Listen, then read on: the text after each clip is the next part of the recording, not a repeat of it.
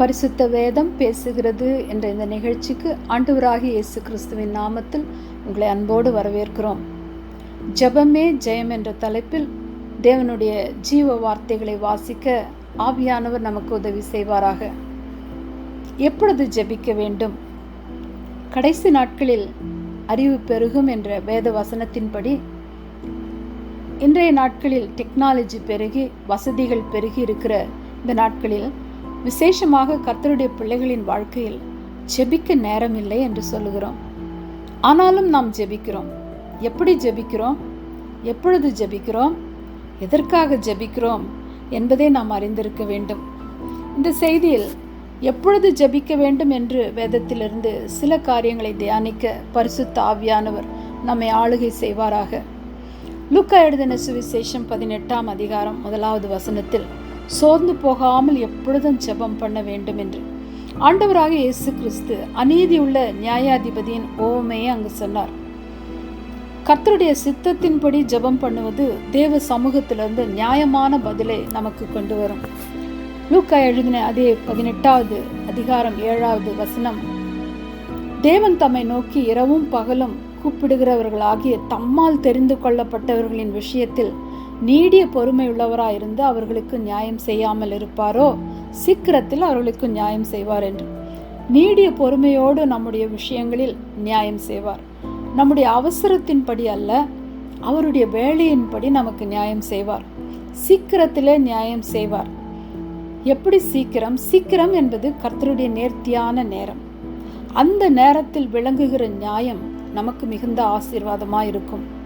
நாம் ஜெபிக்கிற விஷயத்தில் கர்த்தர் நீடிய பொறுமையுள்ளவராய் நியாயம் செய்கிறது போல தேவ பிள்ளைகள் நாமும் கூட காலதாமதமானாலும் சோர்ந்து போகாமல் எப்பொழுதும் ஜெபம் பண்ண வேண்டும். கொர்நேலியை குறித்து அப்போஸ்தலர் 10ஆம் அதிகாரம் 2வது வசனத்தில் வாசிக்கிறோம். அவன் தேவ பக்தி உள்ளவனும் தன் வீட்டார் அனைவரோடும் தேவனுக்கு பயந்தவனுமாயிருந்து ஜனங்களுக்கு மிகுந்த தர்மங்களை செய்து எப்பொழுதும் தேவனை நோக்கி ஜெபம் பண்ணி கொண்டிருந்தான் என்று சொல்லி. 2வது, எந்த சமயத்திலும் ஜெபிக்க வேண்டும்.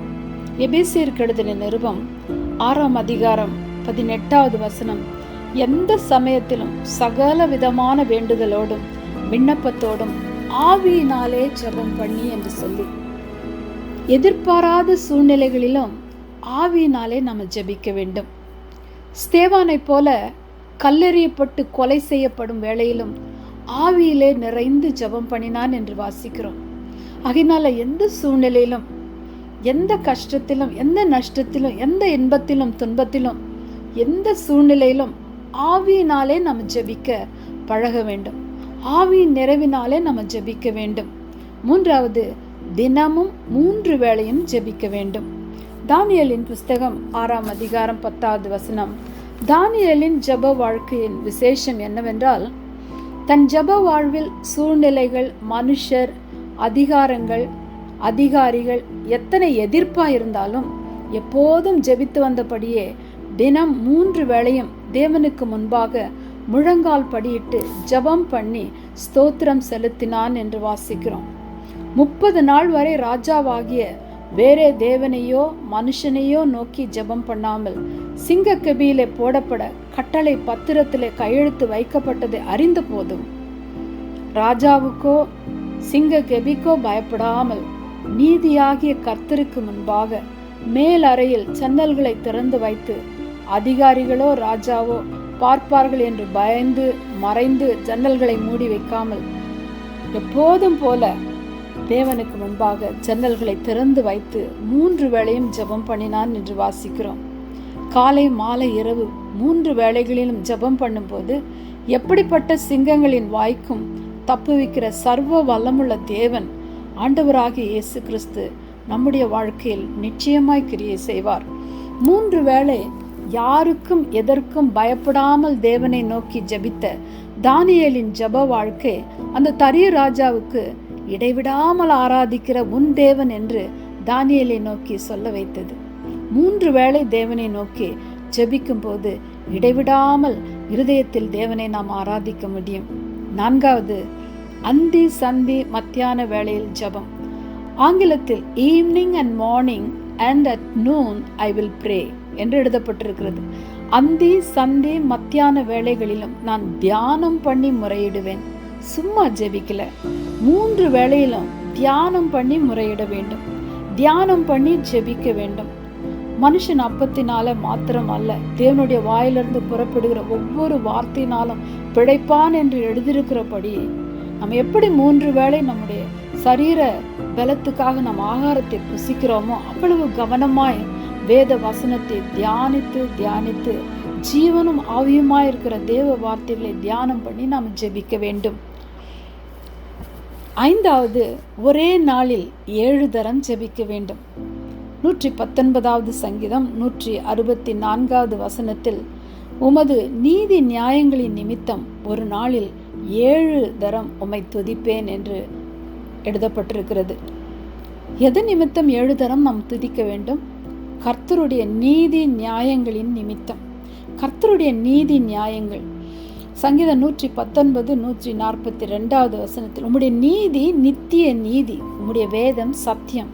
இந்த வேதத்துக்காக, தேவனுடைய வார்த்தைக்காக, இயேசு என்ற நாமத்துக்காக, கல்வாரியில் சிந்தப்பட்ட இயேசுவின் இரத்தத்திற்காக, நம்மோடு நமக்குள்ளே வாசம் பண்ணுகிற பரிசுத்த ஆவியானவருக்காக நாம் தியானம் பண்ணி நாம் ஆண்டவரை துதிக்க வேண்டும்.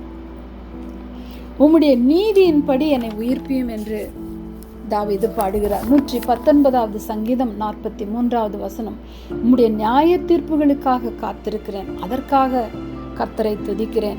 உமது நியாயங்களின் மேல் என் ஆத்துமா எக்காலமும் வைத்திருக்கிற வாஞ்சையினால் தோய்ந்து போகிறது, அதற்காக தியானம் பண்ணி துதிக்கிறேன். சங்கீதம் 119:62 உமது நீதியான நியாய தீர்ப்புகளின் நிமித்தம் உம்மை துதிக்கும்படி பாதி ராத்திரியில் எழுந்திருப்பேன் என்று. 119வது சங்கீதம் 75வது வசனம் கர்த்தாவே உமது நியாய தீர்ப்புகள் நீதி உள்ளதென்றும் உண்மையின்படி என்னை உபத்திரவப்படுத்தினீர் என்றும் அறிவேன், இதற்காக உம்மை துதிப்பேன் என்று. 6வது, இரவும் பகலும் ஜெபிக்க வேண்டும். லூக்கா எழுதின சுவிசேஷம் 2ஆம் அதிகாரம் 37வது வசனத்துல ஏறக்குறைய 84 வயதுள்ள அன்னாள் என்ற அந்த விதவை தேவாலயத்தை விட்டு நீங்காமல் இரவும் பகலும் உபவாசித்து ஜெபம் பண்ணி ஆராதனை செய்து கொண்டிருந்தாள் என்று வாசிக்கிறோம். வயது இல்லை, நம்ம பலன் இல்லை, நம்ம சூழ்நிலை இல்லை, நம்முடைய அந்தஸ்து இல்லை, எதுவுமே இல்லை.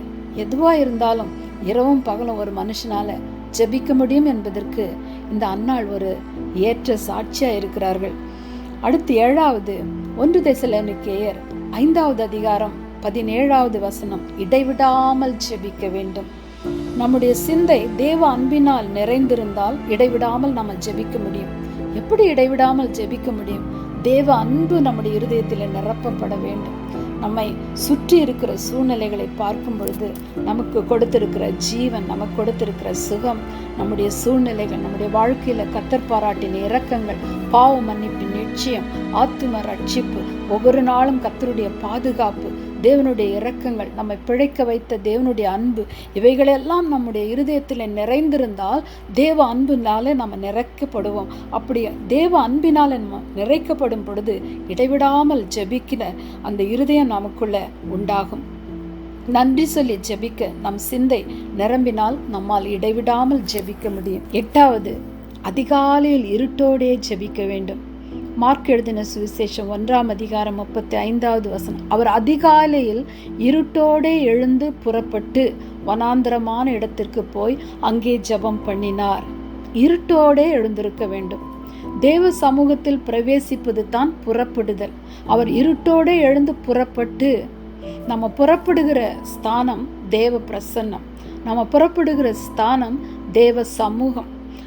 அதிகாலையில் ஒரு நாளை துவங்கி புறப்பட, ஒரு நாளில் நம்ம புறப்படும் முன்பதாக தேவ சமூகத்தில் நம்ம பிரவேசிப்பது தான் புறப்படுதல். தேவனோடு தனியாய் உறவாடுவது தான் வனாந்தரமான இடம்.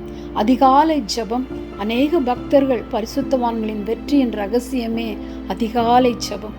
அதிகாலையில் தேவ சமூகத்தில் புறப்பட்டு அதிகாலையில் வனாந்தரமான அந்த தேவ சமூகத்துக்குள்ளே நம்ம பிரவேசித்து தேவனோடு நம்ம இடைப்பட்டு ஜெபிப்பது தான்.